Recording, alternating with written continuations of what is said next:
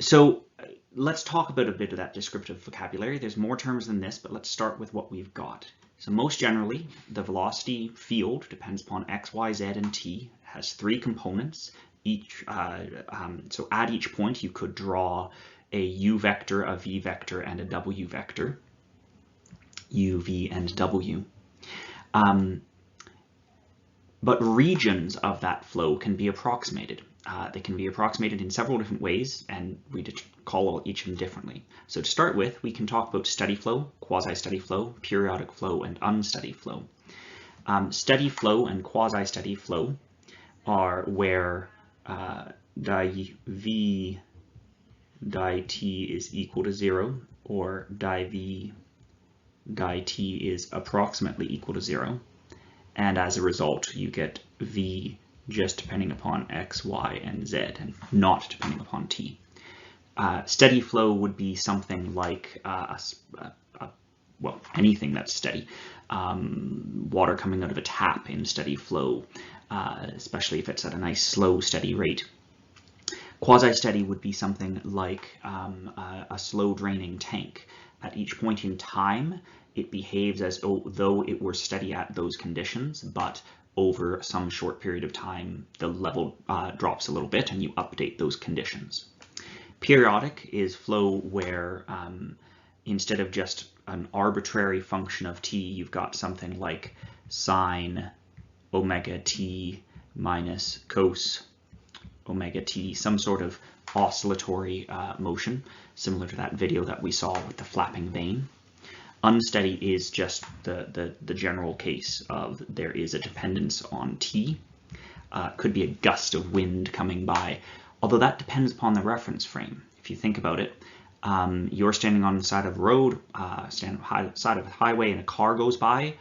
It's a quiet day, and then the car goes by and you get a sudden transient, unsteady gust of wind, and then it goes back to whatever was the calm, steady day. That's unsteady. If you're in the car, though, and you're driving at a constant, steady speed, well, what you feel is steady flow around you, incoming air going over your car and going out the back. If you think about it, if you stuck your hand out of the window, you'd feel a constant wind on your hand, a steady wind on your hand. So that's dependence upon time. We also use descriptive velocity to talk about dependence on x, y, and z. So we can talk about zero-dimensional or 1, 2, or 3-dimensional flow. And this is how many of x, y, and z does the flow depend upon. So 3-dimensional flow is, again, the most general. It depends upon x, y, and z. 3-dimensional unsteady would be x, y, z, and t. 3-dimensional steady would be x, y, and z. 2D depends upon 2 out of x and y. 1D depends upon 1 of x and y. 0D depends upon none of x, y, or z.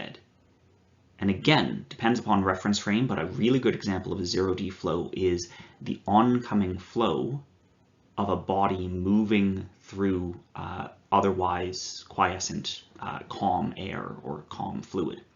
So if you think of a ball traveling through the air, or if you think of a car traveling through the air, if you think of my hand traveling through the air, there's not an appreciable air current when my hand's not moving. But if we move with the reference frame of the body, then it's as if it feels an oncoming flow. But that oncoming flow doesn't depend upon x, y, or z.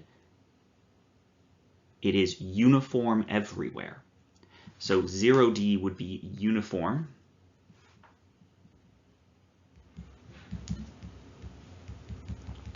And 3D would be most general. And that uniform flow, a really good example of it, is oncoming flow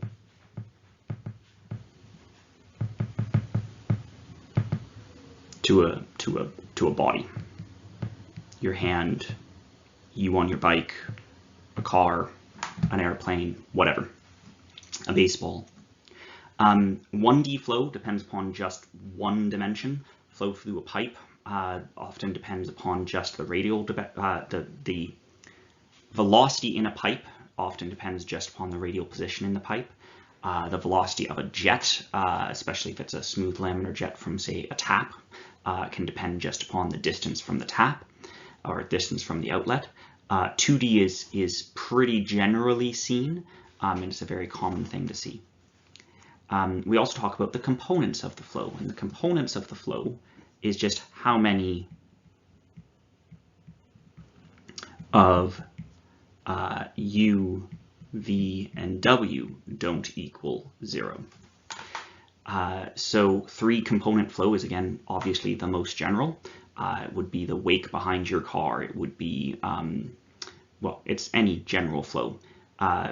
We can approximate things as 2-component or 1-component if we don't need to care about the depth into the page or the depth into the screen or the depth into the flow.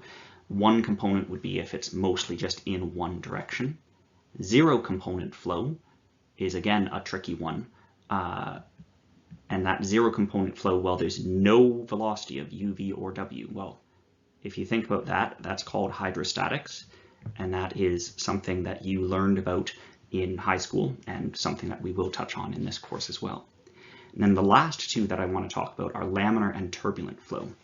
And laminar flow is smooth layers.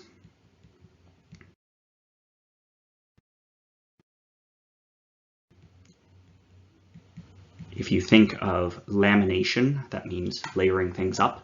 Laminar comes from the same root word, and so laminar flow is smooth and in layers, whereas turbulent flow has some average flow, which can be steady or unsteady, and can be 1, 2, or 3-dimensional.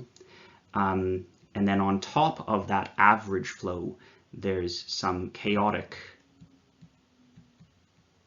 eddies, chaotic swirls. And as a really quick demo of that, take a look at these two videos. The video here on the left, as soon as I can hit play, the video here on the left is laminar pipe flow. The flow is moving smoothly in layers from left to right. It's developing, it's not fully developed there. We'll talk about that more in later in the course when we talk about pipe flow. But you can see that it's nice and smooth and in layers. Whereas, in comparison, the flow on the right is turbulent flow.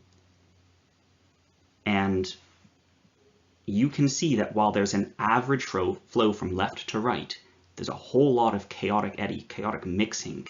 And here's individual lines of parcels being released. And you can see that each one of them goes in a different chaotic fashion. So it's not that it's repeated, it's fully chaotic, this swirling and mixing. But the really neat thing is, here they're going to superimpose line after line after line. And you can see that while each one is different, on the average, it does form a flow moving from left to right.